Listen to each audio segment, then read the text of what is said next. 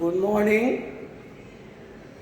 आज हम लोग नो कंटिन्यूअस पढ़ेंगे। नो कंटिन्यूअस देखेंगे कौन कौन ऐसे वर्ब्स हैं जिनका प्रयोग कंटिन्यूअस टेंस में नहीं किया जाता है। कौन कौन ऐसे वर्ब्स हैं जिनका प्रयोग कंटिन्यूअस टेंस में नहीं किया जाता है। तो सबसे पहले हम देखेंगे verbs of perceptions. Verbs of perceptions के अंतर्गत see, hear, notice, recognise, smell, taste. Verbs of appearing के अंतर्गत है look, seem, appear. Verbs of feeling के अंतर्गत love, hate, abhor, despise, detest, like, dislike, hope, doubt, admit, accept, refuse, deny, prefer, regard, satisfy, want, wish, desire, intend, please, displease। ये verbs of feeling है जिनका प्रयोग continuous tense में नहीं किया जाता है। अब है डी नंबर, देखेंगे आप verbs of thinking. Verbs of thinking के अंतर्गत mean, suppose, think, imagine, presuppose, recall, recollect, remember, forget, believe, know, trust. ये वर्ब्स ऑफ थिंकिंग है। वर्ब्स ऑफ थिंकिंग यानी mean, suppose, think, imagine, presuppose, recall, recollect, remember, forget, believe, know, trust. और ये है verbs of possess. Own, possess, have, belong to, keep, consist of, contain, comprise, include, involve। ये verbs of possess हैं। on, possess, have, belong to, keep, consist of, contain, comprise, include, involve। और some other verbs भी हैं, कुछ अन्य verbs भी हैं जिनका प्रयोग कंटिन्यूअस टेंस में नहीं किया जाता है।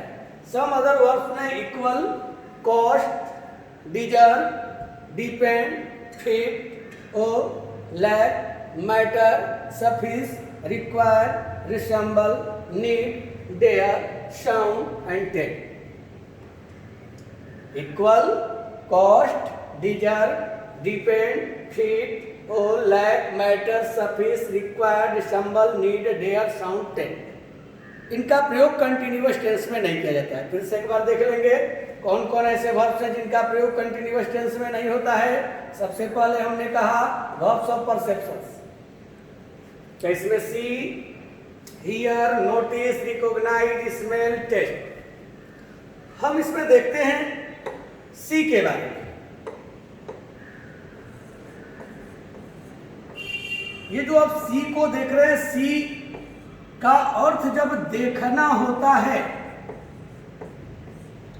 तो उस समय नो कंटिन्यूअस यानी कंटिन्यूअस टेंस में प्रयोग नहीं किया जाता है।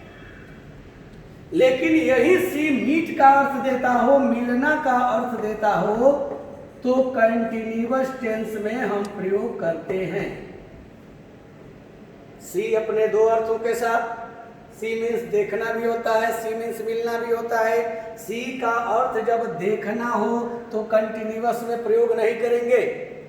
मैं ये नहीं कह रहा हूं कि आईएनजी नहीं लगेगा, मैं कह रहा हूं कि कंटिन्यूअस टेंस नहीं बनेगा। Continuous tense be plus verb fourth से बनता है, तो कंटिन्यूअस टेंस नहीं बनेगा सी का। हाँ, लेकिन वही मिलना अर्थ रहे तो कंटिन्यूअस में प्रयोग कर सकते हैं। आप देख रहे हैं अगर वर्ड यहां पर ये सेंटेंस दे दिया गया है कि I am seeing a bird in the tree. मैं पेड़ पर एक पक्षी देख रहा हूं। स्ट्रक्चर तो सही है, आई के साथ एम है, वर्ब फोर है, ऑब्जेक्ट है, कंप्लीमेंट है, लेकिन यह सेंटेंस ग्रामेटिकली गलत है। क्यों गलत है? क्योंकि मैं पेड़ पर एक पक्षी देख रहा हूं।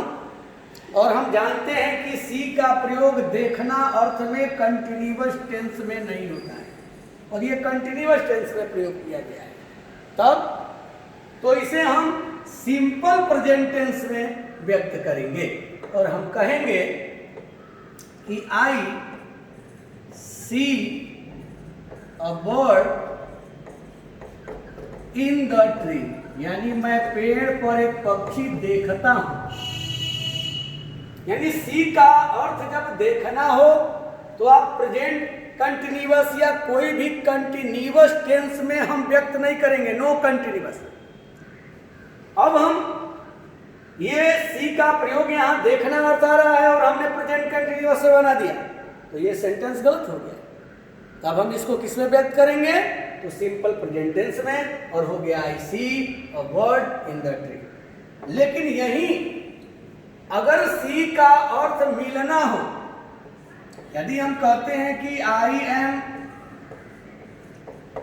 सीइंग द सीएम टुमारो, तो क्या मैं कल मुख्यमंत्री को देख रहा हूं कि मैं कल मुख्यमंत्री से मिल रहा हूं? तो यहां अर्थ आ रहा है मैं कल मुख्यमंत्री से मिल रहा हूं, यानी यह सी मीट का अर्थ दे रहा है। ऐसे कंडीशन में आप कंटिन्यूअस में बनाएं, कोई दिक्कत नहीं है, यह सेंटेंस सही है। केवल देखना अर्थ में नहीं बनाना है, कंटिन्यूअस में। लेकिन मिलना अर्थ आता हो तो आप सी का प्रयोग कंटिन्यूअस में कर सकते हैं, कर सकते नहीं, करते हैं। अब वर्ब्स ऑफ परसेप्शंस के अंतर्गत हमने हियर वर्ब की चर्चा की। हियर का अर्थ सुनना होता है जब, तो नो कंटिन्यूअस इसका प्रयोग कंटिन्यूअस टेंस में नहीं किया जाता है। लेकिन यही हियर का अर्थ जब सुनवाई करना हो, और जैसा कि आप जानते हैं कि सुनवाई जो है वो न्यायालय में होती है, कोर्ट में होती है, तो उस समय हम कंटिन्यूअस में प्रयोग करते हैं। यानी हियर जब सुनना का अर्थ देता हो तो कंटिन्यूअस टेंस में इसका प्रयोग नहीं किया जाएगा। लेकिन सुनवाई करना अगर अर्थ देता हो कोर्ट में, न्यायालय में, तो उस समय हम कंटिन्यूअस में हियर का प्रयोग करते हैं, कंटिन्यूअस के स्ट्रक्चर पर रखते हैं। यदि हम कहते हैं कि आई एम हियरिंग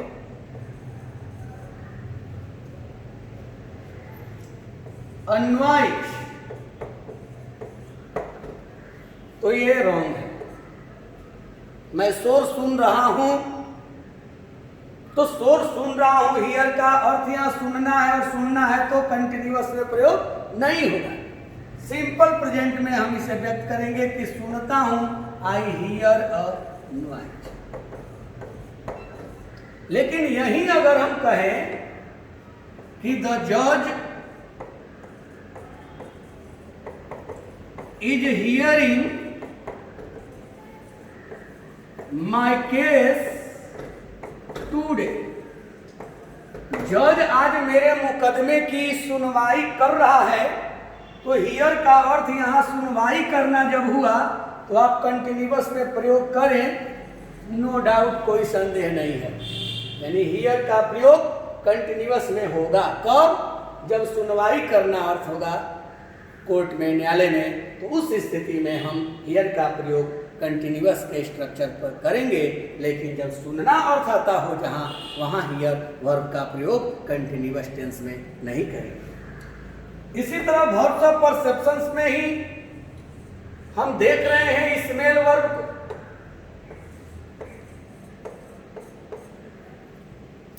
स्मेल का अर्थ अगर महकना है या गंध देना है तो नो कंटिन्यूअस टेंस में प्रयोग नहीं होगा। लेकिन यही स्मेल गंध लेना या सूंघना, वो भी हम कहें तो जानबूझकर,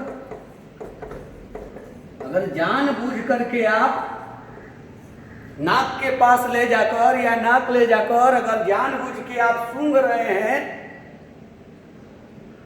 तो ऐसे स्थिति में आप कंटिन्यूअस में प्रयोग अगर करते हैं स्मेल का तो सही है, करेक्ट है। केवल कब नहीं करेंगे, जब महकना या गंध देना का अर्थ देता। अगर हम कहते हैं कि अ रोज इज स्मेलिंग स्वीट, तो क्या गुलाब मधुर गंध ले रहा है कि दे रहा है? दे रहा है, महक रहा है मधुर। तो ऐसे कंडीशन में स्मेल का प्रयोग कंटिन्यूअस में अगर किया जाए तो गलत है। हम इसे सिंपल प्रेजेंट में व्यक्त करेंगे और होगा अ रोज स्मेल्स स्वीट। लेकिन यही अगर हम कहते हैं कि आई एम स्मेलिंग अ रोज, मैं गुलाब को सूंघ रहा हूं जानबूझकर, नाक के पास ले जाकर मैं गुलाब सूंघ रहा हूं। वैसे स्थिति में अगर आप कंटिन्यूअस में इसका प्रयोग करते हैं तो सही है। यानी स्मेल के बारे में आपने जाना कि महकना या गंध देना अर्थ रहे तो कंटिन्यूअस में प्रयोग नहीं होगा। लेकिन अगर जानबूझकर आप किसी चीज को सूंघ रहे हैं, उस अर्थ में दे रहे हैं, तो उस स्थिति में स्मेल का प्रयोग कंटिन्यूअस में होगा, नो डाउट, कोई संदेह नहीं है। अब हम वर्ड्स ऑफ परसेप्शंस के अंतर्गत ही टेस्ट को देखे होंगे। तो टेस्ट का अर्थ भी अगर स्वाद देना हो तो नो कंटिन्यूअस में प्रयोग नहीं होगा। लेकिन यही टेस्ट का अर्थ निकलता हो स्वाद लेना, वो भी जानबूझकर आप स्वाद ले रहे हैं, अगर जानबूझकर अगर आप स्वाद ले रहे हैं, चख रहे हैं, तो उस स्थिति में हम कंटिन्यूअस में प्रयोग करेंगे। तो देखिए, यदि दिया गया है कि शुगर इज टेस्टिंग स्वीट, चीनी क्या मीठा स्वाद ले रहा है कि दे रहा है? चीनी का स्वाद मीठा होता है, तो ऐसा नहीं कि चीनी स्वाद ले रहा है जानबूझकर। तो यहां हम देख रहे हैं कि टेस्ट का स्वाद देना हुआ, और स्वाद देने में हम टेस्ट का प्रयोग कंटिन्यूअस में नहीं करेंगे। तब तो इसके लिए सिंपल प्रेजेंट टेंस का प्रयोग करेंगे और होगा शुगर टेस्ट स्वीट। ये सही है। लेकिन यही यदि आप कह देते हैं कि I M testing sugar,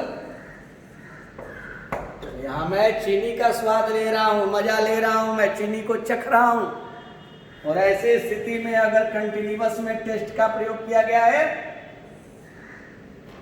correct है, सही है। तो ये आपने देखा वर्ड्स ऑफ परसेप्शंस के अंतर्गत कि सी का प्रयोग देखना अर्थ में कंटिन्यूअस में नहीं होता है, लेकिन मिलना अर्थ में होता है। हियर का प्रयोग सुनना अर्थ में कंटिन्यूअस में नहीं होता है, लेकिन सुनवाई करना, अगर कोर्ट में सुनवाई होती है, न्यायालय में सुनवाई होती है, उस अर्थ में होता है। आपने देखा कि स्मेल का अर्थ अगर महकना या गंध देना है तो कंटिन्यूअस में नहीं होता है, लेकिन अगर जानबूझकर या नाक ले जाकर या नाक के पास ले जाकर अगर जानबूझ के आप सूंघ रहे हैं कोई चीज, तो उस स्थिति में स्मेल का प्रयोग कंटिन्यूअस में होता है। टेस्ट के लिए भी अगर स्वाद देना है तो उस अर्थ में कंटिन्यूअस में प्रयोग नहीं होता है, लेकिन अगर जानबूझ करके आप चख रहे हैं, किसी चीज का टेस्ट ले रहे हैं, तो उस स्थिति में कंटिन्यूअस में प्रयोग होता है। उसमें रिकॉग्नाइज और नोटिस को भी आपने देखा, उनका प्रयोग कंटिन्यूअस में नहीं होता। हम कभी नहीं कहेंगे कि आई एम रिकॉग्नाइजिंग यू, हम कहेंगे आई रिकॉग्नाइज यू, मैं आपको पहचानता हूं, न कि पहचान रहा हूं। तो यहाँ पर इन क्रियाओं का जो प्रयोग है वो कंटिन्यूअस टेंस में नहीं होता है। हाँ, कुछ अर्थों में, जैसे कि मैं बता दे रहा हूं कि जहां होता भी है और नहीं, सी का प्रयोग कंटिन्यूअस में हो भी सकता है और नहीं भी। तो कब हो सकता है? तो मिलना अर्थ में हो सकता है, लेकिन देखना अर्थ में नहीं होता है। अब आगे हम बढ़ते हैं वर्ब्स ऑफ अपीयरिंग के अंतर्गत, जो प्रतीत के अर्थ में, मालूम होने के अर्थ में आने वाली क्रियाएं हैं। सीम यानी प्रतीत होना, मालूम होना, कंटिन्यूअस में प्रयोग नहीं होता है। हम अपीयर को लेते हैं इसमें। अपीयर का अर्थ अगर प्रतीत होना या मालूम होना होता हो तो कंटिन्यूअस में प्रयोग हम नहीं करेंगे, नो कंटिन्यूअस। लेकिन यही अपीयर अगर अर्थ देता हो अन्य, जैसे इसका अर्थ होता है प्रकट होना, अपीयर अर्थ देता हो शामिल होना का, अपीयर अर्थ देता हो प्रकाशित होना का, तो कंटिन्यूअस में हम प्रयोग करते हैं। केवल प्रतीत होना या मालूम होना के अर्थ में अपीयर का प्रयोग कंटिन्यूअस टेंस में नहीं किया जाता है। यदि दे दिया गया है कि इट इज अपीयरिंग सो, ऐसा प्रतीत हो रहा है, तो यह सेंटेंस इनकरेक्ट है। तब तो इसको हम सिंपल प्रेजेंट में कहेंगे कि इट अपीयर्स शो, ऐसा प्रतीत होता है, न कि प्रतीत हो रहा है। प्रतीत हो रहा है नहीं प्रतीत होता है। हम इट इज सीमिंग सो भी नहीं कह सकते, हम इट सीम सो कह सकते हैं, ऐसा प्रतीत होता है। तो सीम का प्रयोग भी कंटिन्यूअस में नहीं होगा। प्रतीत होना, मालूम होना का अर्थ देता है SEEM सीम। अपीयर भी जब प्रतीत होना या मालूम होना का अर्थ देता हो तो कंटिन्यूअस टेंस में हम प्रयोग नहीं करते हैं।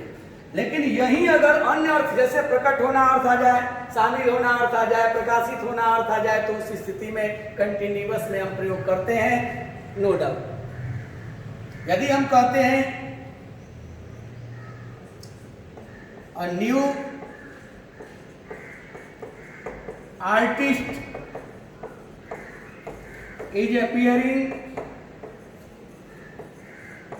on the stage now, अभी रंगमंच पर एक नया कलाकार प्रकट हो रहा है। तो अभी रंगमंच पर एक नया कलाकार प्रकट हो रहा है अगर हम कहते हैं, और ये प्रकट होने का अगर ये सेंस देता है, अर्थ देता है, मीनिंग देता है, तो ऐसे कंडीशन में हम अपीयर का प्रयोग कंटिन्यूअस में करेंगे, केवल प्रतीत होना के अर्थ में हम नहीं करेंगे। यदि हम यही कहते हैं कि my new book is appearing next month, देखिए इज अपीयरिंग हुआ है, मेरी नई किताब अगले माह प्रकाशित हो रही है, न कि प्रतीत हो रही है।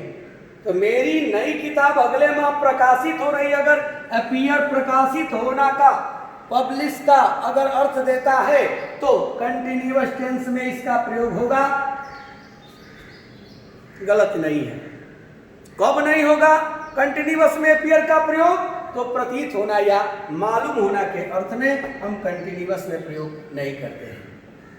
अब हम देखते हैं कुछ और वर्ब्स को, जैसे थिंक को ले लेते हैं।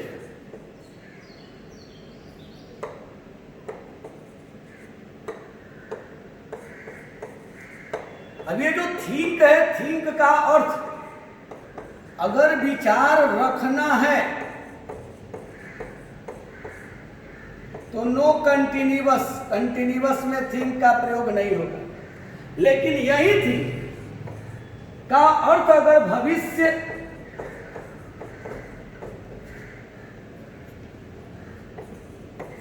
के कार्य पर विचार करना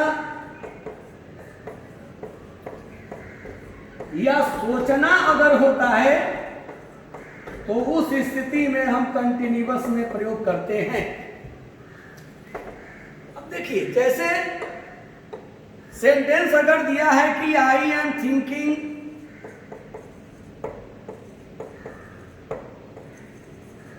that he has done well,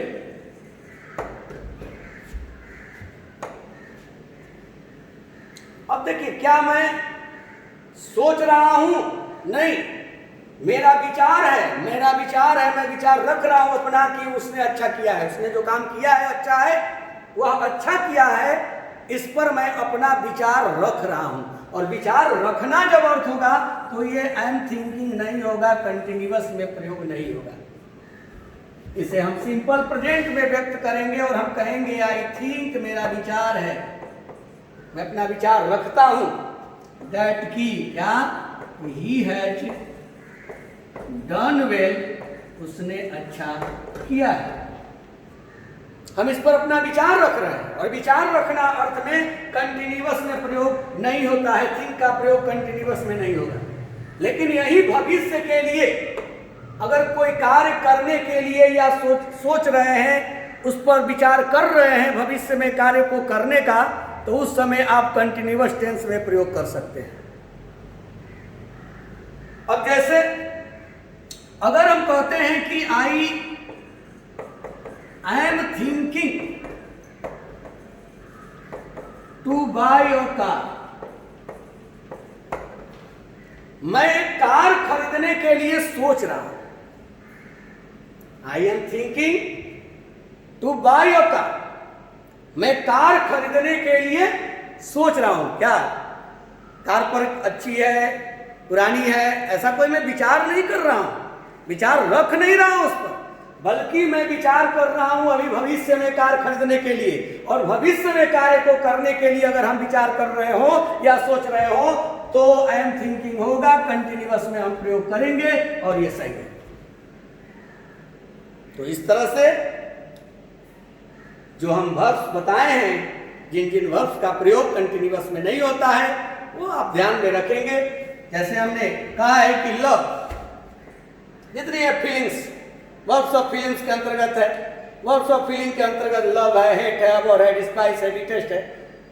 तो इन सब क्रियाओं का प्रयोग हम कंटिन्यूअस में नहीं करते। अगर सेंटेंस दे दिया गया है कि आई एम लविंग यू, जैसा कि इनफॉर्मल इंग्लिश में लोग प्रयोग करते हैं, इंडियन इंग्लिश बोलचाल में लोग प्रयोग कर देते हैं, लेकिन ग्रामेटिकली ये रॉन्ग है, गलत है। आई एम लविंग यू नहीं होगा, क्योंकि लव क्रिया का प्रयोग कंटिन्यूअस टेंस में नहीं होता है। और आपको कहना होगा आई लव यू, कर रहा हूं नहीं, करता हूं, तुमसे प्रेम करता हूं। तो कल हम प्रेजेंट परफेक्ट टेंस को बताएंगे। Thank you.